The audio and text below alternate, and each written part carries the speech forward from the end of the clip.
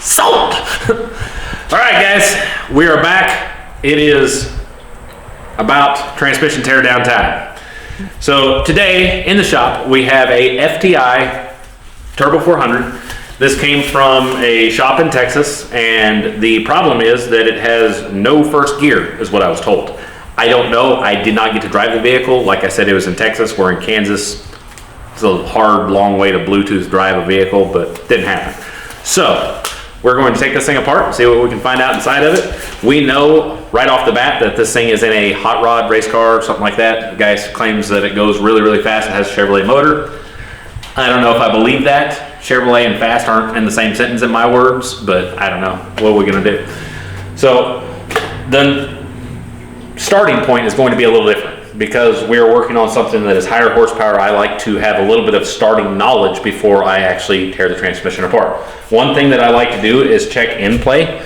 You can't see this really well, but that shaft moves up and down a long ways, which is not a good thing. I like my Turbo 400s to have a total in play of around 10 thousandths on the front side and 5 to 7 on the back side. So this one's already got too much play and it smells like it's been on fire. So we're gonna take it apart and see what we got to work with.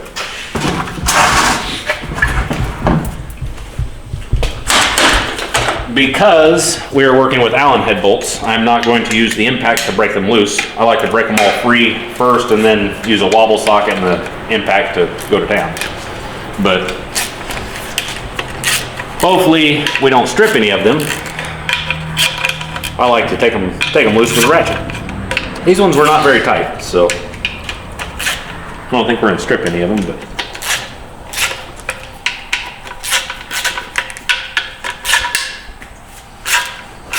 got a tight one there.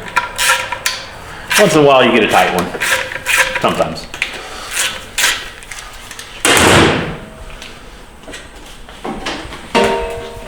Get over here, air hose. Let's take some bolts out.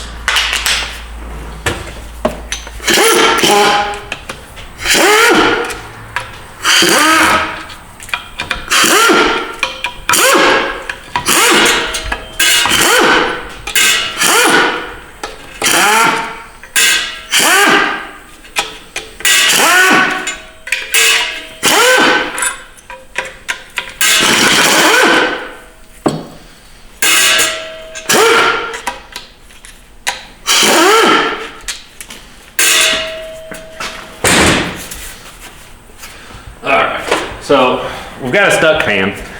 There's a couple of different ways to approach this. Some guys will drive a screwdriver in the casting. I'm not a big fan of that. I like to use my dead blow hammer and just kind of tap on the side of it and smack it around a little bit and see what happens. Okay, as I was saying, I like to smack the pan with the side of my hammer and usually that'll break them loose.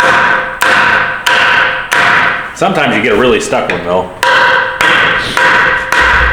In this case, we got a really stuck one.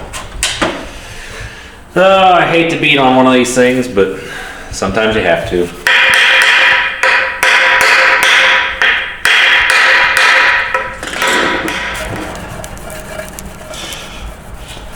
That's no bueno. That is no bueno for sure. All right, let's see if we can get the valve body off and see what we got to play with. Ooh, this thing is super fancy.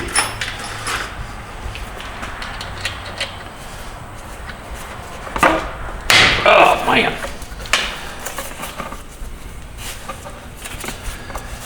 That filter bolt does not feel good. There she comes.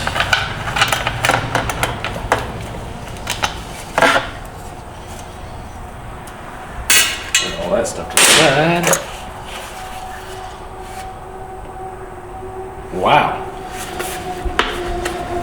It's got a screen type filter in it, which is a good thing, but it has a plastic riser, which I'm not really fond of. I like to put a steel riser and not 2 O-rings on mine, but that's my own way of doing things. So, but we can definitely already see that there's a lot of debris inside of this thing, so something is not good.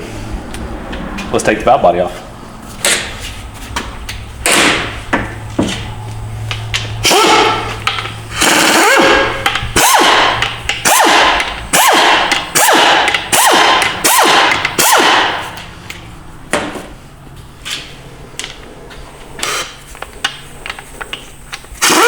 Did your stomach grow over there, Grandma? That's not me. I know, that was the parts washer.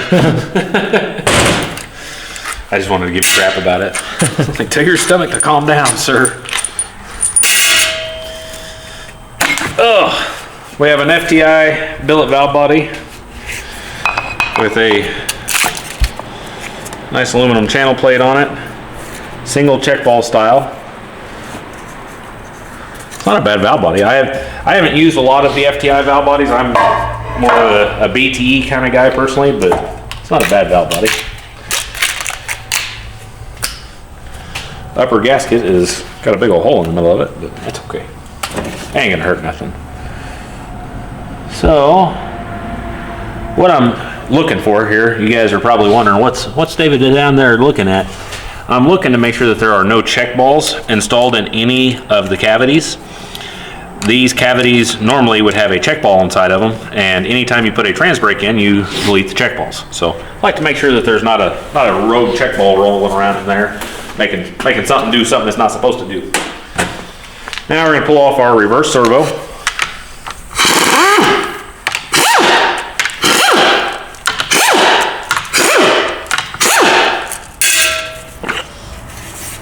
Ooh.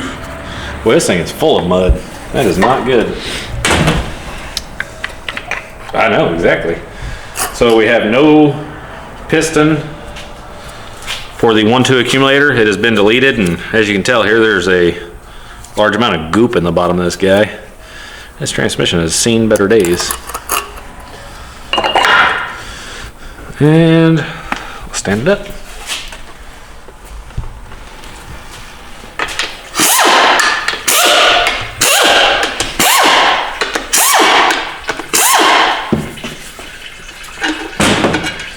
Somebody has modified this case and put a aftermarket bell housing on it, which is a lot stronger than a factory bell housing, but at the same time requires machining of the case and setting the converter depth to the correct location.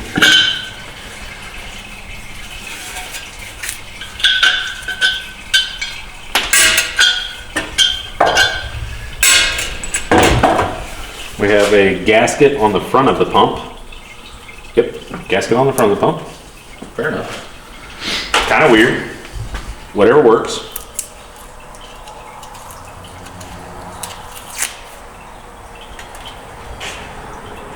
See a couple of threaded holes. We'll see if we can get our pump to pop out.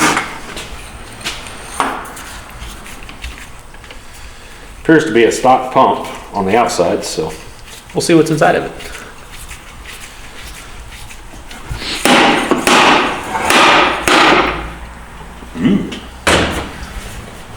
There's a piece of metal right there.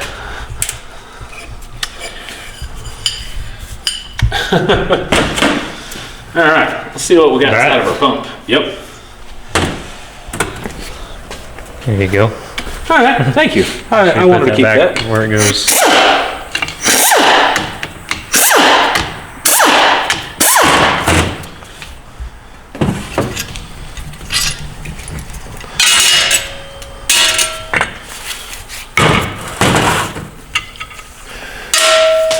Fell on the floor. Stator support doesn't look like it's in too bad of a shape. What I'm feeling for is oil clearance between the outside of the outer pump gear, making sure that it does not ate into the side of the body. And then we will check the inside of the body right here for any type of wear as well. I'm just going to wipe that off so we can see it. You can actually see some scrubbing from the pump gear itself, and you can feel a ridge right here. You've got a big problem. This one definitely has a problem. It is not good. Also, looking at the outside of the gear, got a lot of shiny marks. That is not good. Something has come out of the converter and went into the pump. This thing has been modified for racing, and it is behind an LS engine. So another thing that has been done is it has a converter pressure plug put in it, so to speak, in the side of the stator body. we'll put a orifice right here, thread the hole with a 5/16 tap, put a set screw in it, and then drill a hole in it, and that will size that hole. It's got a lot of really strange bushing wear on the inside of the stator body as well. I don't know if that helps, but is that too much light? Yeah, it's too much. There you go. How's that? That bushing is absolutely torched. So, need to get our valve train out and see. We can see already the pressure is going to be pretty high in this unit. We've got a horseshoe spring on the bottom of the PR valve and a washer on top of the spring itself. So that's going to be a pretty high line pressure. Let's see what we got inside of it. We're going to start with our forward drum. Take the selective washer off the back of it. See what we got inside of it, yeah.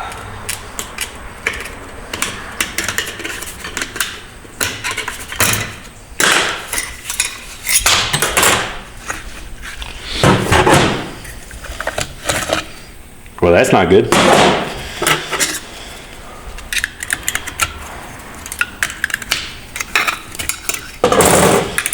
This dude has been hot, hot, hot. Look at the piston. See how there's a lip seal stuck out right here? This is actually part of the lip seal. It is ate the clutches so much that the piston was able to travel above the surface area and cut the seal and ultimately have a no forward condition. This seal hanging out right here is the no forward condition. But the only reason I was able to do that is because all of these clutches are junk. There's nothing left of that clutch.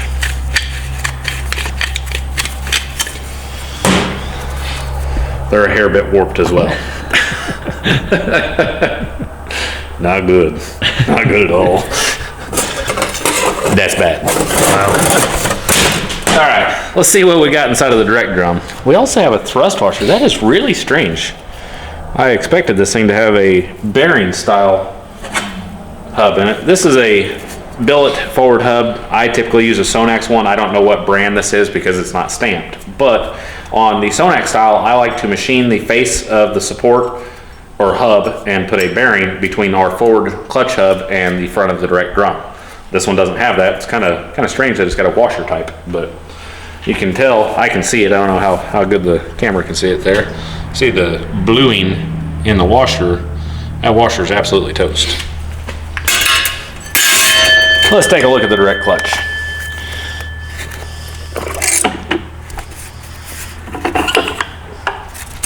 Ruh-roh raggy. It's not good at all. We're going to start on the top side of our direct clutch. Pull our snap ring out and see what we got here.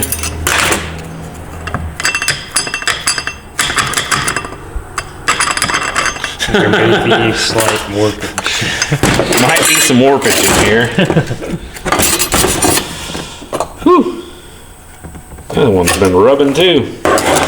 You can see the witness marks right here from the front of the forward clutch hub where it comes down in and contacts the direct clutches. This hub that came off the end of the forward drum has actually been touching the face of the piston in the bottom of the direct clutch.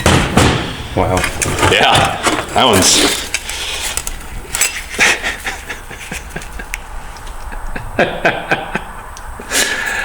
It's no bueno. No bueno at all.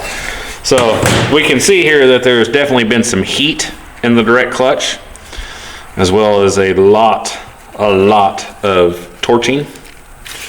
This is a six clutch direct clutch, which is not a bad stack, but something was not right there. On the back side, we have a snap ring that was once a snap ring. This is a part of a snap ring. This isn't the whole snap ring, but this is a part of it. And this is our intermediate Sprag. I'm going to show you guys something here. We are going to be upgrading this transmission and using a part that I actually keep on the shelf quite a bit. This is a BTE direct drum for a Turbo 400. Notice the difference in the height of the Sprag race itself. This is the Sprag race. And the diameter of the Sprag race. So the BTE set uses a wider clutch, gives you a better clutch surface area, and a different steel and different top pressure plate. The factory setup, which is what this is a factory Sprag race with a factory type of drum. So anytime we're building something for big horsepower, I get guys ask me this all the time, man, how do you make that thing live? Buy good quality parts. Plain and simple. You buy the good stuff, you put the most time and effort into it as you can, and try to prevent this type of thing from happening. So I'm not saying that this transmission failed because of this Sprag, but I'm saying it will not fail ever again because of this Sprag after I'm done with it. So we're gonna throw that on the table, move that over, and we're gonna take a look at the Sprag. We have a 34 element Sprag, and it is already showing signs of flat spotting on the side of the dog bone. And I'm sure the drum will say the same thing. Get this other race off of there. You can see where the races have been riding, and you can already see witness lines in the drum from the Sprag catching. Looking at the back of the drum, we can see where the snap ring has come off and actually damaged the snap ring groove on the back. So this drum is a beautiful boat anchor at this point. That's okay, we don't mind. Let's take a look down further inside of there. Oh, pickles. So this is the rest of the snap ring I was telling you about earlier. Remember earlier I said, hey, this is a piece of the puzzle. This is the other piece of the puzzle. We could almost make a whole snap ring out of this thing. I got a hammer and a vise over there. We'll fancy that thing up. Don't have to buy a new one. Okay, let's get this big beefy snap ring out of here. We do have a case saver in place, which that is nice to see. And it looks like, yep, one of those big old heavy snap rings. You can see the swirling on the face of that retainer from it contacting the back of the direct drum. Or contacting the back of that Sprag and the back of that dude right there. Not good.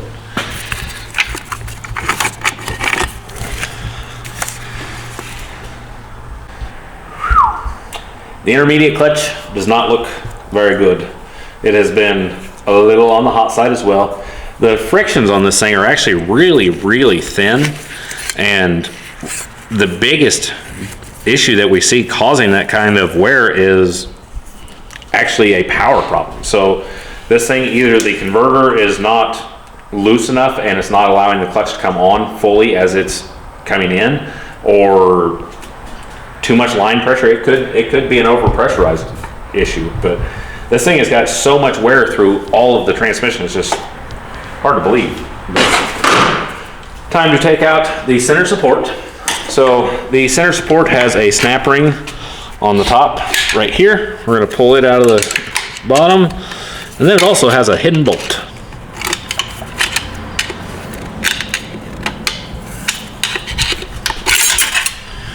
Pull that snap ring out, and then we will pull our hidden bolt out. Right here, in that location, is a bolt. You cannot get the center support out without taking the bolt out. Ask me how I know. Now that we have the support out, or the support bolt out, we can pull the Planetary system out and take a look at it. Just gonna lay our drums and stuff to the side here. That stuff's a little on the crispy side. Unstack our Planetaries to where they don't fall over everywhere. Oh man. Okay. Put our tube back together. Get that washer out of there. Let's see what we got on the bottom.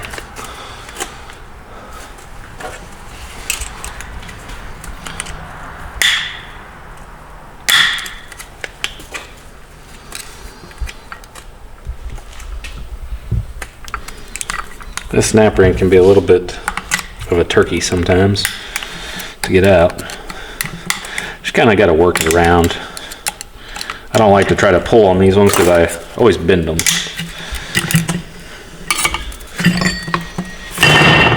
Yahtzee!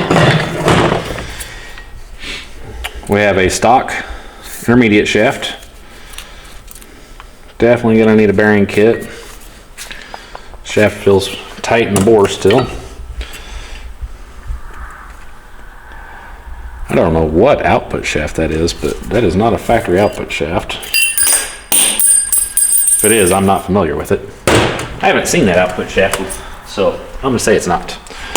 Anywho, we have a thrust washer that goes on the front of the rear Planetary in this location. I pulled that off a minute ago. Anytime we're working on a 400, we need to always check the Planetary pins to make sure that they are not loose or walking.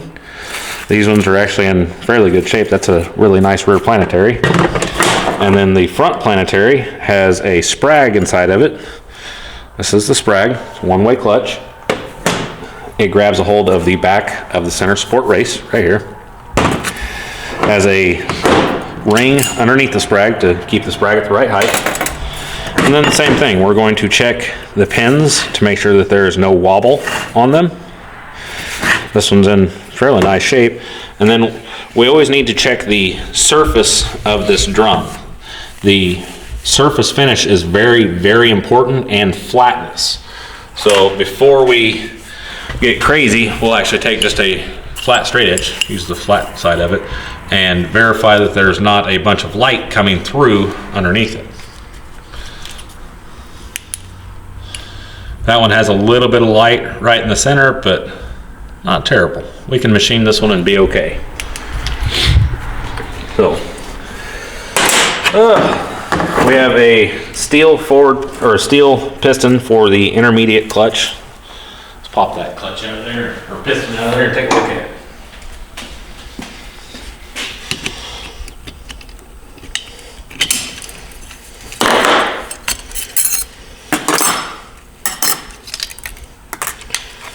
Put that stuff out of the way, and a steel piston. Really surprised it's got a steel piston. We're gonna have to change the support. One thing that I like to do on my Turbo 400s, not everybody does it this way, but it's my own way of doing it. I like to actually take a new center support, machine the second land, this section completely off, and make a bronze bushing to go around the support.